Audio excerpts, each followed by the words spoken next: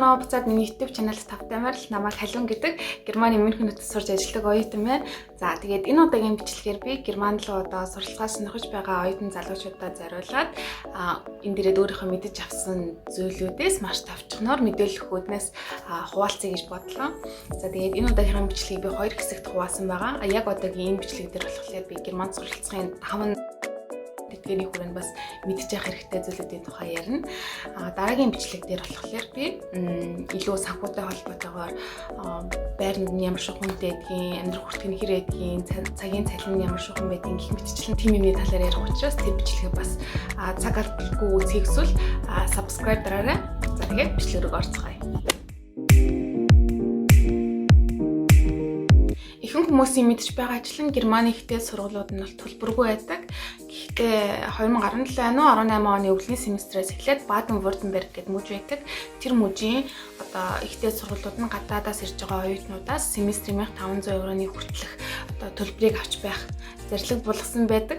Яагаад гэдэг бол нарийн учрыг нь бол мэдэхгүй. За харин миний сурдаг одоо Баярн муж болохоор ихтэй сургуулиуд нь бол төлбөргүй хэвээр байгаа. Мэдээж хувийн сургуулиудыг статцуул тийм ээ. Яг нь төлбөр гэх юм бол студент Beitrag гэдэг семестр болгон төлдөг 129 евро байдаг. Тэр нь болохоор сургуультай төлөд байгаа төлбөр биш. Оюутны холбоо болон метрогоор хөнгөлөлттэй зорчих гэх мэт зүйлд зориулж төлөгддөг тийм төлбөр байгаа. За ихтэй сургуулиудын чансааны хувьд гэж ярих юм бол би Германы 2020 онд гаргасан бишэлдэг сургуулиудын жагсаалтыг бол энэ бэлдсэн байна. Тэгээд эхний байранд харж байгаачлан Людвиг Максимилиан университет буюу ИЛМУ, дараагаар нь Технischen Universität München 2 байна. Тэгээд энэ хоёр хэлээр нэг жил болгон байраа солиод байж байгаа ер нь тийм дархан аврах сургуулиуд байгаа. Тэгээд хоёулаа Мюнхний сургууль. Харин дэлхийд гэж ярих юм бол мэдээж Harvard, Yale гэдэг том сургуулийг яаж гүйцэх вэ? Тэгсэн ч гэсэн бас шазуур зугаад ИЛМУ бол дэлхийд чансаагаараа 34-т байгаа бол ТЭВ 43-т байна. Тэгэхээр бас гоё агаас дэлхийд чансаагаараа ихний 50-д ордог сургууль өнөөс орно гэж бодохоор. За гэхдээ мэдээж бол ямар мэргэжлэр сурахаасаа шалтгаалаад бас сургуулаа сонгох хэрэгтэй. Зөвхөн сайн гээд тэр сургуулийг сонголтгүй. 3 дугаар байранд орсон Heidelberg-ийн сургууль байна. Энэ сургууль бол маш бас алдартай сургууль байгаа. Ангаах ухаанаараа сурах гэж байгаа бол бас энэ сургууль хамгийн сайн гэж сонсч ирсэн. Тэгээ ИЛМУ бол миний сурдаг сургууль байгаа. Энэ сургууль маань болохоор ер нь хууль, эдийн засаг, физик, хим талаар ер нь нэлээд гайгүй алдартай судалгаа шинжилгээний ажлууд их явуулсан юм байлээ. Бас олон Нобелийн шагнал авсан эрдэмтэд сурч исэн, ажиллаж исэн тийм сургууль байгаа. За ТЭВ буюу Технischen Universität нь болохоор тэрнээсээ ахвал бас ойлгомжтой байгаа. Техникийн их сургууль бөгөөд мөн л олон Нобелийн шагналтангуудтай сургууль. Монголоор бол би одоо МУИС ТИС 2 гэж хэлэх юм уу? ИЛМУ болохоор яг илүү тийм онол талын хичээлүүд их. Одоо онол талын хичээл одоо шаарддаг тийм мэрэгжлүүд гэх юм уу? Мэрэгжлүүд их одоо яг юу гэж хэлхийг мэдэхгүй байна. Ер нь жоохон онол тал руугаа ордог хичээлүүд нь. Технischen Universität гэдэг байгаа энэ техник их сургууль нь болохоор одоо инженер болох гэж байгаа техникийн талаас маш сайн гэж яригддаг юм байлээ. Энэ жагсаалт нь болохоор жил өөр өдөр шалтгаан болохоор мэдээж тэр тухайн өнгөрсөн жилдээ аль сургуулийн илүү судалгаа шинжилгээний ажил хийсэн байна, илүү нээл гаргасан байна гэдгээс хамаардаг болохоос биш одоо оюутнууд нь онцороод байна, муусраад байна гэж мэдээж гаргахгүй. Тэгээ сургуулиуд нь болохоор ангиудын дотроо одоо цүүлас сонготой, тэгээ цүүлас сонгосфай гэж хоёр байгаа. Тэр нь болохоор урилгатай урилгагүй гэдэг ангиуд байдаг. Тэгээ юу гэсэн үг вэ гэхээр мэдээж урилга шаардлагатай ангиуд нь болохоор мэдээж дүнгээрээ их сургуулийн байна, орон жилийн байна дүнгээрээ жагсаадаж орно. За урилгагүй нь одоо шууд өргөдөл явуулах юм бол тэр ангид нь орох боломжтой тийм ангиуд бас маш их байдаг. За дүн энтрийг бол мэдээж одоо Германд руу хөрвүүлэхийн тулд одоо тухайн сургууль юм уу эсвэл одоо дүнгийн ингэж бодож Германд руу ингэж хөрвүүлж боддог бас газрууд байдаг.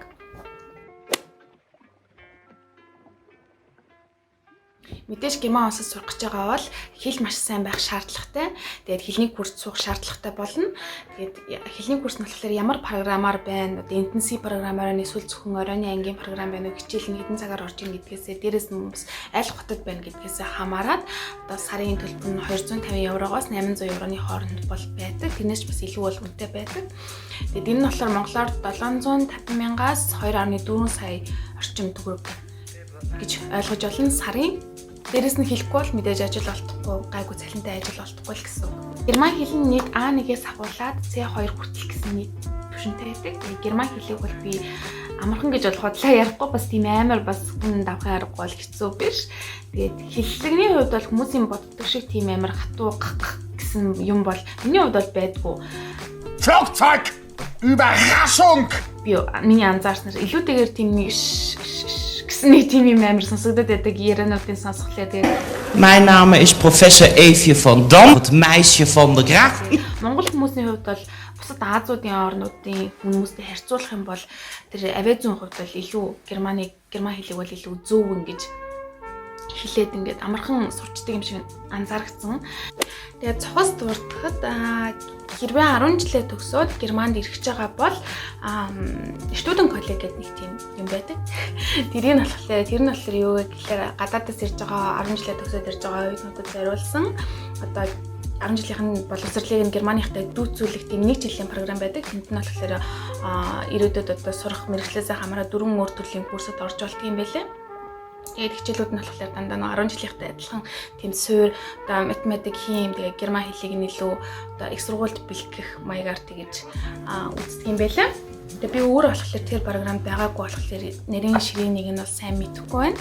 Тийм болохоор би бас тийм юуг нь илүү манай нэг таньдаг иш маань бас YouTube дээр Студент коллегийн тухай бас маш дэлгэрэнгүй бичлэг оруулсан байсан болохоор би тэгээд энэ хажуудалд юу ячгийг оруулчих. Тэгээд та бүхэн бас сонирхож ивэл бас ороод үзээрэй. Студент коллегид орохт нь бол DSH-гийн одоо DSH гэдэг нэг герман хэлний шалгалт байдаг. Тэрний болохоор одоо нэгээс одоо B1-ийн түвшний герман хэлний мэдлэгтэй байх шаардлагатай байдаг юм байлаа. Харин их сургуулаа төгсчөөд одоо герман руу ирж суралцах гэж байгаа бол герман хэлний мэдлэгтэй DSH2-ын түвшний буюу C1-ийн төвшөнд бол байх ёстой.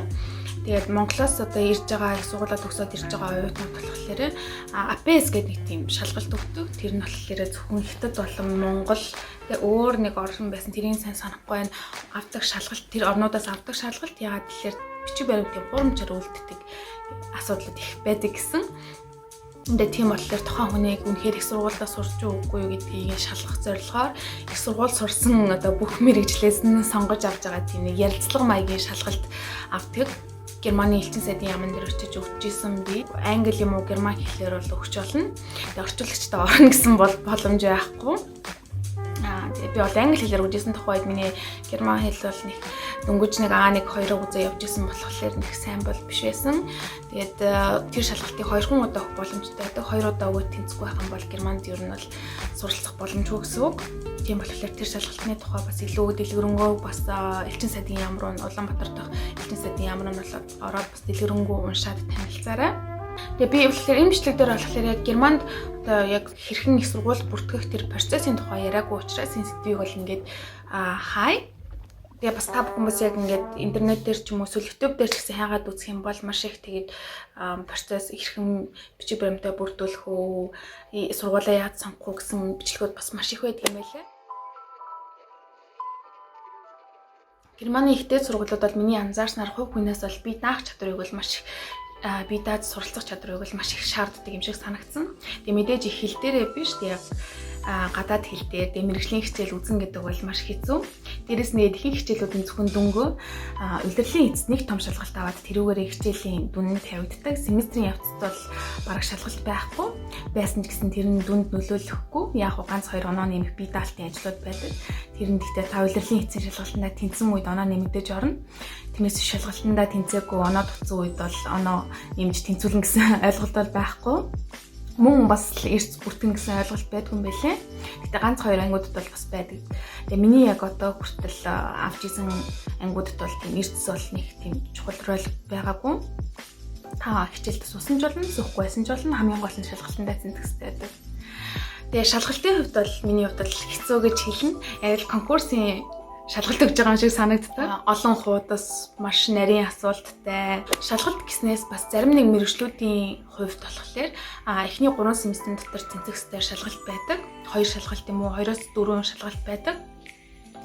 Тэрэндээ тэнцэхгүй байх юм бол бас сургуулиасаа хөөгддөг. Хөөгдөн гэхээр айгүй үгүй сонсогдоод энэ сургуулиасаа хасагдана. Ягаад гэхээр тэр хичээлүүд нь болохоор илүү тийм суур хичээлүүд байдаг. Тэр тухайн мэргэжлийн. Тэгээд тэр суур хичээлүүдээ эхний 3 семестрийн дотор тэмцэж одоо ойлгож чадахгүй байна гэдгийг тухайн хүн бол тухайн мэргэжилд бол таарахгүй байна гэсэн тийм нэг ойлголт өгдөг мөнгө угаасаа авдаггүй болохоор тэгээд та тэр сургуулиас асагднаа байна уу угаасаа сургууль нь хамаагүй болохоор тэгээд харж үзнэ гэсэн ойлголт бол байдаггүй.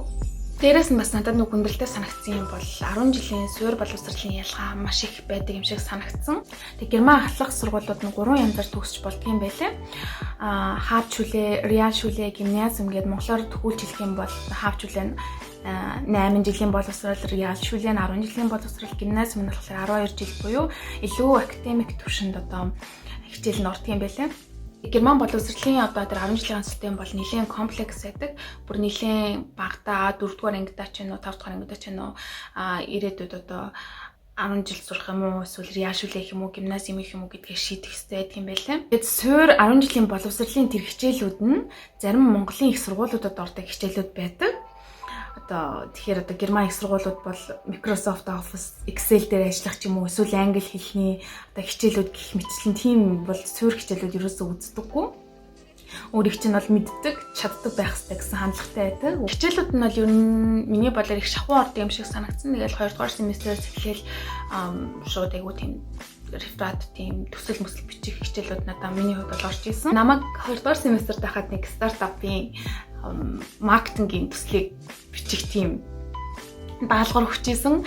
Тэгээд тэр нь зүгээр ч нэг тийм нэг хүмүүсийн нэг зохиоцсон нэг байдаггүй тийм компани биш, яг үнэхээр ингээд жинхнээсээ тийм стартап анханасаа ингэж үүсгэгдэж байгаа тийм компани одоо маркетингийн төслийн бичих байсан. Тэгээд амар хэцүү. Дээрээс би дөнгөж 2 дахь семестр гэдэг чинь 1-р курс гэдэг чинь герман хэл маань их сайн байгаагүй. Дээрээс нь презентацийн тэргээрээ тавих байсан. Тэгээд амар тийм сандарч исэн дохоо. That you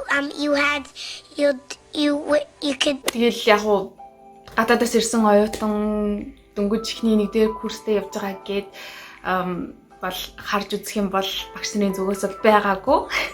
Тэн дээрээ тэгээд нэг сайн дүн бол авч чадаагүй. Гэхдээ яг бол тэнцээд гарсан. Hello darkness my old friend. I can handle this. I'm okay. Тэргээрээ юу хэлэх гээд байна гэхэлэр ер нь бол гадаадаас ирсэн хэлэн муу эсвэл одоо ямар нэгэн асуудалтай тийм ээ байна гэсэн юмыг бол багш нар бол профессорууд бол ерөөсөө харгалзаж үзэхгүй, тоогчгүй. Тийм болохоор илүү бэлтгэлтэй тэгээд бие дааж сурах чадварыг бол маш их шаарддаг учраас сэтгэлийн бэлтгэлтэй байх хэрэгтэй. Сургуулиудад бүгөөс гадна маш оюутнуудад зориулсан маш их олон хөнгөлөлтүүд байдаг. Жишээлх юм бол эрүүл мэндийн даатгал Германд болохоор хуулиараа иргэн болгон заавал эрүүл мэндийн даатгалтай байх хэрэгтэй байдаг. Хэрвээ тухайн хүн маань бүтэн цагийн ажилтан оюутан биш байх юм бол авж байгаа цалингаасаа хамаарат 300 хүртэлх евроны одоо эрүүл мэндийн даатгалыг бол сар болгон төлдөг. Тэр нь бол монголоор бараг сая орчим төгрөг гэсэн үг. Тэгээд харин оюутнуудын хувьд бол сарын 100 евро төлдөг. Мэдээж яг Монголтай харьцуулах юм бол сарын 100 евро эрүүл мэндийн даатгалд одоо 300 орчим мянган төгрөг эрүүл мэндийн даатгал төлнө гэдэг бол их боловчиг. Эрүүл мэндийн үйлчилгээ нь маш сайн. Одоо бүхэл төрлийн одоо эмчэд үзүүлэх, одоо ямар нэгэн рентген зураг авахулах ч юм уу, шинжилгээ өгөх, зарим эмт хан авах гэх мэтцэн бүх зүйлийг ер нь бол эрүүл мэндийн даатгалаас шууд төлөөд өгчдөг болохоор ер нь бол дүндээ дүн болдог, илүү ашигтай байдаг. Яг оюутнуудын хувьд бол тэгээ шүдний эмнэлэг болон бас шүдэн янзлуулах хүртэл эрүүл мэндийн даатгал төлдөг гэж бодлоор бас л надад бол ер нь их давуу талтай юм шиг санагддаг. Тэгээд нэг жишээ аваад үзэх юм бол энд болохоор эмчэд үзүүлэх төлбөр бол ер нь бол яг юуны эмчэд үзүүлэхээс хамаарат 30-аас ер нь бол 200 евро хүртэл байдаг. Ганц зүгээр эмчэд үзүүлээд шинжилгээ өгөхгүйгээр тэгээ явхад бол дээрэс нь рентген хэрвээ зураг авахулах шаардлагатай болох юм бол төлбөр нь 250 еврогоос 800 евроны хүртэл төлбөртэй байдаг. Тэгэхээр бас нэлээд үнэтэй гац. Тэгээ сарын 100 евро төлөөд тэгээ бас эрүүл мэндийн тийм өндөр үнэтэй үйлчилгээг бас авч ийн гэж бодлоо. Ер нь бол надад дүндээ дүн санагддаг нэг. Оюутны хөнгөлөл ярьснаас бас татврын тухай ярих гэж бодож байна. Герман улс бол баш өндөр татвартай, жирлийн орлогоосаа хамаарат 14-42% татвар төлдөг. Жишээлбэл та бүтэн цагаар ажилладаг одоо жилийн 60,000 евроны цалинтай байлаа гэж бодох юм бол одоо мөрөөдөж ил. Тэгээ тэрнийхээ 42% буюу бараг тийм хагасыг татварт төлөх нэ гэсэн. Тиймч тулдаа ер нь бол Герман бас их баян улс байдаг баг. Дэлхийд эдийн засгаараа 4-т ордог байсан шүү дээ. Тэгээд харин оюутан бол жилийн орлого нь 8,354 еврогоос итэхгүй юм бол татвар ер нь бол төлдөггүй. Тэгээ түүнээс хэтрүүл мэдээж татвар төлөх чи энгийн ажилтны шиг тийм их хэмжээгээр л татвар төлөхгүй. Тэгэл өөр цаашлах юм бол метроны тасалбар, кино, үзүр үйлчилгээгээд оюутан зориулсан маш олон тийм хөнгөлөлтүүд байдаг. Тэгээд яг санхүүтэй холбоотой талаар болохоор дараагийн бичлэг дээр илүү нарийн ярих болохоор энийг одоо ингээд хаачи. За Германд оюутан тохиолдолд жилийн 120 өдөр бүтэн цагаар 240 өдөр тал цагаар ажиллах хэрэгтэй байдаг. Тэгээ тэрийг бол тухайн ажилд орсон компанитайгаа л ярьж байгаад бол яаж зохицуулна. Тэгээ хамгийн гол нь 7 хоногт бол 20 цагаас хэтэрч болохгүй. Яг нь семестрийн амралтын үеэр бол бүтэн цагаар ажиллаж болдог. Тэгээ Монголтай харьцуулах юм бол ажлын оюутны цагийн ажлууд бол харьцангуй их болдог. Өөрөө юу сонирхож ийн, юу чаддаг гэхээс хамааруулаад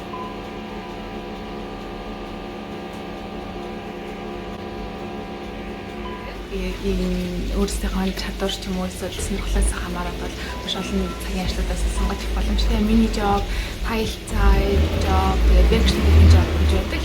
Мини жоб гэдэг нь сарын 450 евроны тогтмол орлоготой ажилладаг. Тэгээ мөн дээрээс нь werkstatt гэдэг нэг юм байдаг. Тэр нь болохоор мэргэжлийн дагуу компаниуд дээр очиж ажилладаг.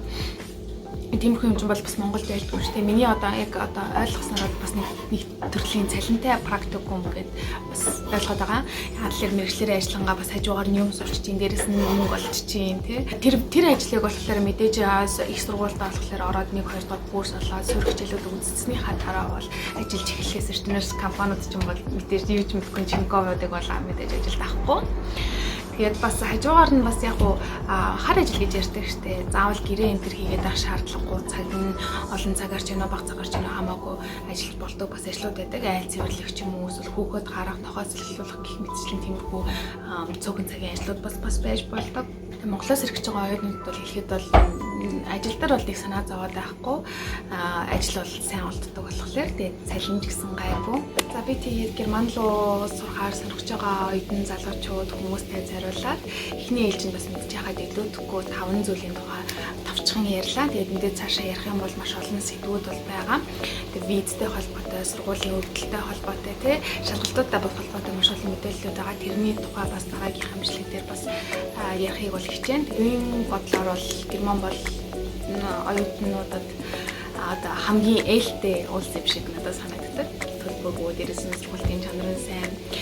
Тэгээд үнгүүд болохоор одоо хувь хүнээс бол маш олон чадварыг бол шаардна, бие даасан сурах чадварыг шаардна. Дээрээс нь хичээлүүд нь бол Монголтой харьцуулах юм бол нэлээд шахуу ордог. Одоо жишээлбэл бодоод үзэх юм бол Монголд чинь 120 гаруй кредитийг 4 жилийн дотор үзэж дуусгадаг бол Германд 180 кредитийг бол 3 жилийн дотор үзэж дуусгах тийм програмтай бол байдаг. Гэтэ ингээ анзаараад болохоор яг бас яг 3 жилдээ ингээ бакалавра ингээ дуусгаж байгаа хүмүүс айгүй цөөхөн байдаг юм билээ. 7-8 семестр ч юм уу супер тэрнээс олон жил суралцж байгаа хүмүүс маш олон байдаг. За би тэгээ ярих гэсэн юм маш товчхон бөгөөд гол юмнуудыг нь яриад явсан болохоор бас илүү дэлгэрэнгүй мэдээлэл авахыг хүсвэл бас доотлын комент хэсэгт мессеж хүчиж үлдээгээрэй. Бас миний Instagram хаяг руу ороод намайг дагаад бас мессеж холбогдож олно. Тэгээд энэ хүртэл миний бичлэгийг үзсэн та бүхэндээ маш их баярлалаа. Тэгээд дараагийн хамтлагаар уулзлаа. Баяртай.